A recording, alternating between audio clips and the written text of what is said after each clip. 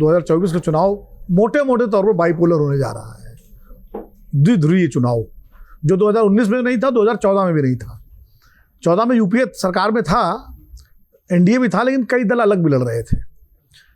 इस बार 2019 में तो लगभग सब पूरी तरह से विपक्ष बिखरा हुआ था और एनडीए के भी कुछ सहयोगी निकल गए। चंद्रबाबू नायडू जो है अलग हो गए थे उससे। तो ऐसे में इस बार एक मोटे मोटे तौर पर एनडीए वर्सेस इंडिया, जो INDIA जो गठबंधन है, इसके बीच में होना तय है। और जैसा प्रेम जी ने कहा कि कुछ थोड़ा बहुत हो सकता है, कोई इधर चला जाए, कोई उधर चला जाए। अभी 4-5 महीने हैं, 6 महीने लोकसभा चुनाव में, या 8 महीने मान लीजिए। विधानसभा चुनाव दिसंबर में होंगे, उनके नतीजों के बाद फिर थोड़ा सा केमिस्ट्री इधर से उधर हो सकती है किसी भी तरफ। ये तो ये मोटे मोटे तौर पर दो पोल्स के बीच में चुनाव है। अब आपकी बात ये कि चुनौतियां जो हैं, चुनौतियां तो हैं और चुनौतियां दोनों तरफ हैं, एनडीए में भी है और INDIA में भी है। फर्क दोनों गठबंधनों का एक फर्क समझिए। एनडीए गठबंधन जो है वो एक नेता आधारित गठबंधन है। वहाँ मोदी जी हैं, बाकी सब उसके बाद उनके जैसे सूर्य के आसपास वो घूमते हैं ना, उस रोशनी लेने वाले, तो वहाँ सब को रोशनी और ताकत मोदी जी से ही मिलनी है। इसलिए एनडीए की जो बैठक हुई, वो बैठक नहीं थी, वो संबोधन था। वहाँ मोदी जी बोले, बाकी तो कोई बोला नहीं, उन्हीं का भाषण आया। बेंगलोर की जो बैठक थी, वो बैठक थी जहाँ सब बोले, क्योंकि उसमें सब नेता हैं, हर एक की अपनी अपनी क्षेत्र में हैसियत है, ताकत है, सबका एक अपना राजनीतिक वजूद है। ममता बनर्जी, अरविंद केजरीवाल, नीतीश कुमार, लालू यादव, जितने स्टालिन, जो भी वहाँ इकट्ठा हुए, मोटे तौर पर जो 15-16 जो वहाँ, उद्धव ठाकरे, शरद पवार, बाकी जो बाद में जुड़े वो अपने अपने अंचलों के नेता हैं, उसमें भी है। अब वाइको भी नेता हैं, भले वो तमिलनाडु ना हो, लेकिन वो राष्ट्रीय नेता तो हैं, अंतर्राष्ट्रीय भी हो जाते हैं कभी कभी, जब उनके तार जो है श्रीलंका से जुड़ जाते थे। तो वहाँ नेताओं का एक बड़ा जमघट है, यहाँ एक नेता के इर्द गिर्द पूरा संगठन है। इसलिए सब चुनौतियों को सुलझाने में एनडीए में दिक्कत आएगी, लेकिन कम दिक्कत आएगी। कम दिक्कत इसलिए आएगी कि मान लीजिए चिराग पासवान और पारस के बीच में झगड़ा है, तो अगर एक बार बुला करके मोदी जी तो खैर इस पर्चले में पड़ेंगे नहीं कि वो पारस और चिराग पासवान की पंचायत करें, अमित शाह उसके लिए अधिकृत भी है और काफ़ी हैं। तो एक बार अगर सख्ती से वो कह देंगे जिससे भी, तो उसको मानना पड़ेगा अगर एनडीए में रहना है तो।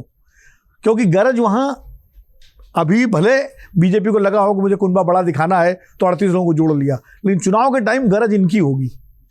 जो ये सीट शेयरिंग यहाँ भी समस्या का विषय रहेगा। नहीं रहेगा, विषय तो रहेगा। एक चीज में आपके जवाब से एक प्रश्न उठता है, एक आदमी को सुनने के लिए अगर सारे घटक दल बैठे तो ऐसा गठबंधन मजबूत है, या जहां पर कोई बोल रहा है, कोई रूट कर भी चला जा रहा है और सबको बोलना है और सबकी अपनी अपनी इच्छाएं, वो मजबूत गठबंधन है? फिर दोनों बातें हैं, दोनों गठबंधनों की अपनी विशेषताएं, अपनी चुनौतियां हैं, अपने चैलेंजेस हैं। वही मैं कह रहा हूँ। मैं ये जो कह रहा था कि जो बात आपने बीच में काट दी कि वहाँ समस्या आएगी, तो समस्या का देर सवेर निपटारा हो जाएगा। अगर एनडीए में रहना है पशुपति पारस को, चिराग पासवान को, तो उनको बीजेपी का डिक्टेट मानना होगा कि इतनी सीटें आपको दी जाएंगी, अब लड़ो। वहाँ क्या है, इंडिया में कंसीड करना पड़ेगा एक दूसरे को कि भाई आप इतनी सीटें छोड़िए, वो जो वहाँ पंचायत हो, वहाँ ज़्यादा रस्साकशी होगी।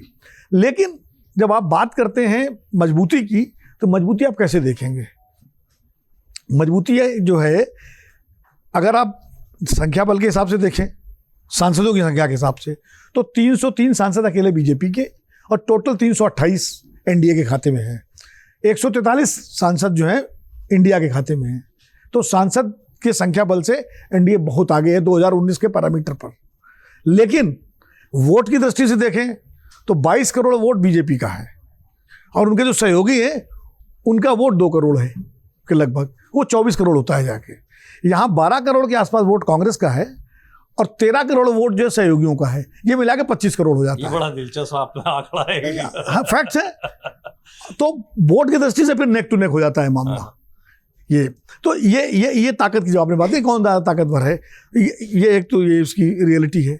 दूसरी बात ये है कि एनडीए के घटक दल जो है वो सत्ता में भागीदारी की वजह से चुंबक के साथ जुड़े हुए हैं, क्योंकि उनको लगता है बीजेपी के साथ जुड़ के हमें सत्ता ही करें। विचारधारा कुछ नहीं। ओम प्रकाश राजभरी क्या विचारधारा है, जीतन राम मांझी क्या विचारधारा, कभी इधर नाव ले गए कभी उधर ले गए।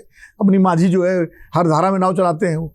तो वो नहीं है सवाल, ये सत्ता की गारंटी कहाँ उनको दिख रही है, उनको सत्ता गारंटी यहाँ दिख रही है। इधर क्या है, इधर सर्वाइवल का सवाल है, इधर सर्वाइवल का सवाल है कि अगर हम 2024 में नहीं कुछ कर पाए तो हमारा अस्तित्व ही मिट सकता है।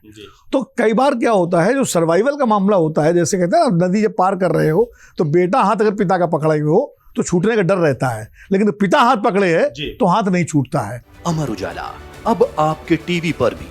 अपने स्मार्ट टीवी पर YouTube पर सर्च करें अमर उजाला, चैनल सब्सक्राइब करें और देखें ताजा खबरें, वो भी HD क्वालिटी में।